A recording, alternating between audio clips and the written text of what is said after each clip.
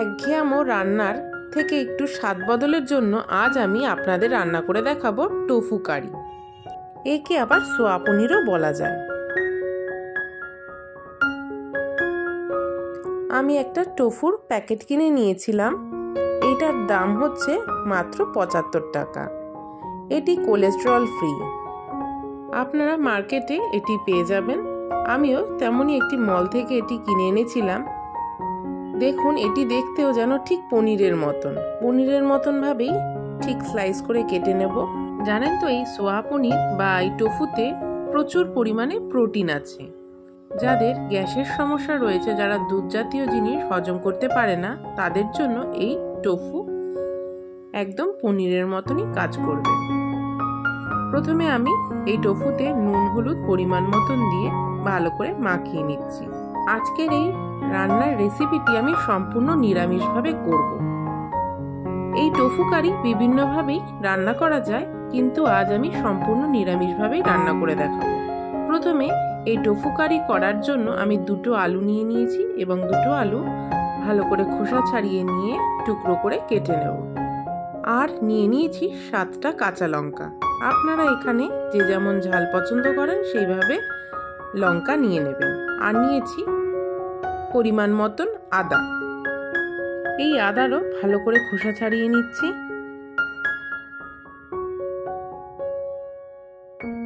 মিক্সিতে একটি পেস্ট তৈরি করব বলে এই আদাটাকে কুচি করে কুচিয়ে নিয়েছি। আর এদিকে কাটা আলুগুলোকে ভালো করে ধুয়ে নিয়ে একটি বাটিতে তুলে নিচ্ছি। আর পেস্ট তৈরি করার জন্য নিয়ে নিয়েছি অর্ধেক টমেটো, সেটাকেও কুচো করে কেটে নিয়েছি। আর আদাটাকেও কেটে নিয়েছি, আর সঙ্গে 7টা কাঁচা লঙ্কা দিয়ে এবার মিক্সিতে ভালো করে পেস্ট তৈরি করে নেব।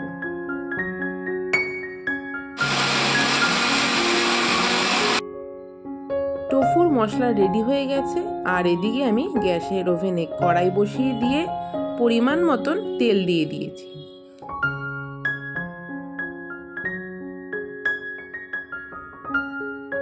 একই শ্রাবণ মাস আর নিরামিষ চলছে, সেই কারণেই ভাবলাম একঘেয়েমো খেতে ভালো লাগছে না, সেই চিন্তা করেই এই টোফুর রেসিপিটা আপনাদের সঙ্গে শেয়ার করতে করতে আমি নিজের জন্য বানিয়ে নিলাম।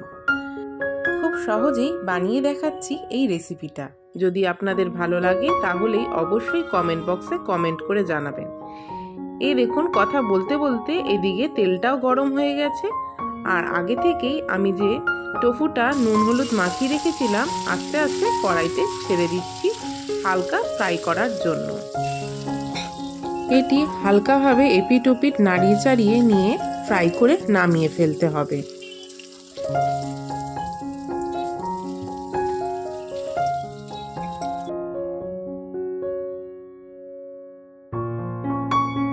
এইভাবেই এপিট ওপিট নাড়িয়ে চাড়িয়ে হালকা ফ্রাই করে টোফুটাকে তুলে নিতে হবে।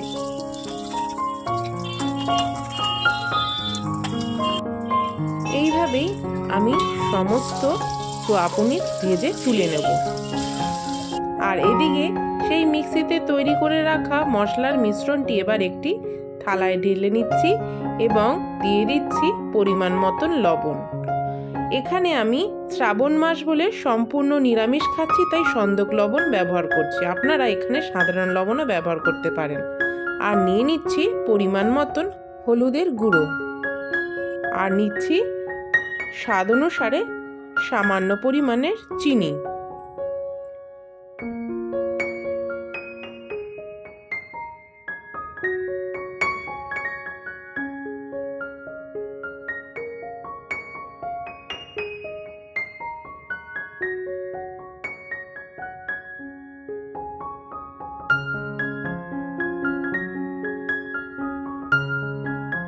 এইভাবে আমার সম্পূর্ণ সোয়া পনিরটা ভাজা হয়ে গেছে। এবার আমি সেই তেলেই আরো কিছুটা পরিমাণ তেল দিয়ে গরম হতে দেব। তারপর গরম হয়ে গেলেই তাতে দিয়ে দেব সামান্য পরিমাণ গোটা জিরে। 2 মিনিট নাড়িয়ে চাড়িয়ে নিয়েই তারপর তাতে দিয়ে দেব সেই কেটে রাখা আলুর টুকরোগুলো। সামান্য নুন আর হলুদ দিয়ে ভালো করে নাড়িয়ে চাড়িয়ে হালকা করে আলুগুলো ভেজে নেব।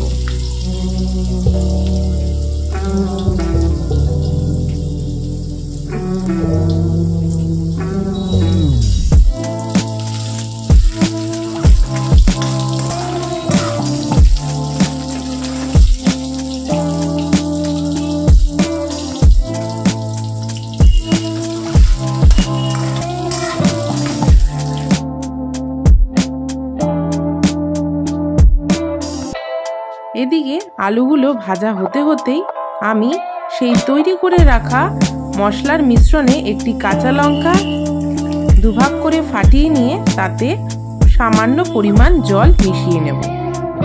এবার এদিকে আমার কড়াইয়ের মধ্যেও আলুগুলো ভালোই হালকা হালকা গোল্ডেন কালার হয়ে গেছে। এবার আমি এতে সেই মশলার মিশ্রণটি ঢেলে দেব এবং এটিকে ভালো করে কষিয়ে নেব যতক্ষণ না এই মশলার মধ্যে থেকে তেল ছাড়তে শুরু করে।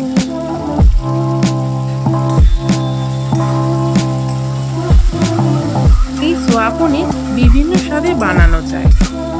এই রকম ভাবে একবার বানিয়ে দেখুন, আশা করি নিরামিষের দিনে আপনাদের খুব ভালোই লাগবে। এই সোয়া পনির আপনারা ভাতের সাথে, রুটি কিংবা পরোটা যে কোনো কিছুর সাথেই দারুণ লাগে।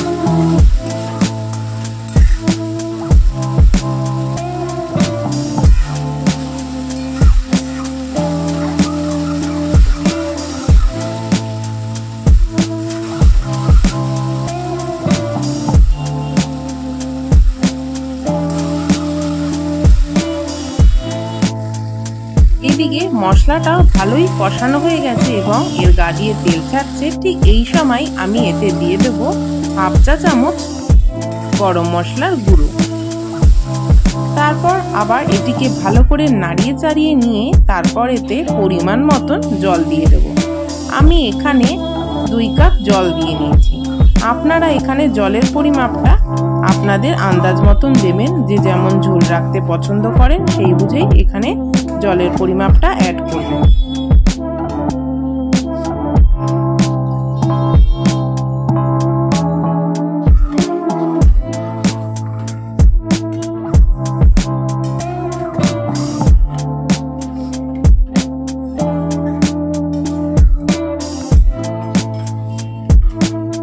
তারপর এটিকে 10 মিনিটের জন্য ঢাকা দিয়ে দেব যাতে আলুটি ভালোভাবে সেদ্ধ হয়ে যায়।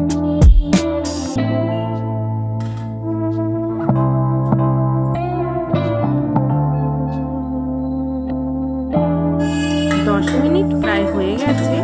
এবার ঢাকনা খুলে নেব এবং প্রথমেই দেখে নেব আলুগুলো সেদ্ধ হয়েছে নাকি। আলুগুলো ভালোই সেদ্ধ হয়ে গেছে। এবার এতে দিয়ে দেব সেই সোয়া পনিরগুলো।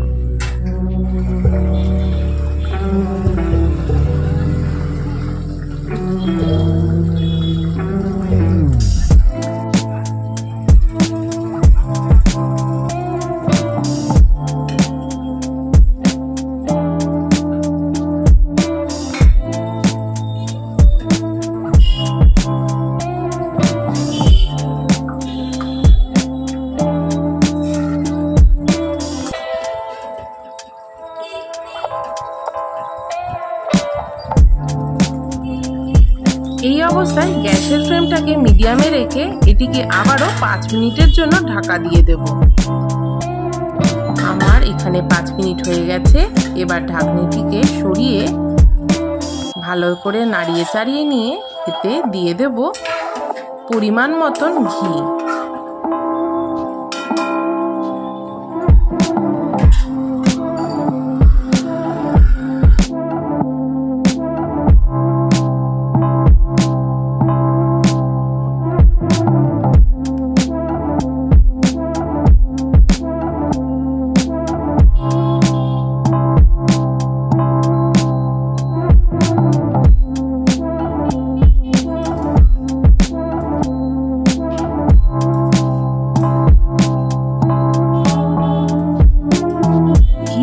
পরও আরো 2-3 মিনিট এইভাবেই নাড়িয়ে চাড়িয়ে নিয়ে নামিয়ে ফেললেই তৈরি হয়ে যাবে আজকের এই অসাধারণ সুস্বাদু টোফু রেসিপিটি।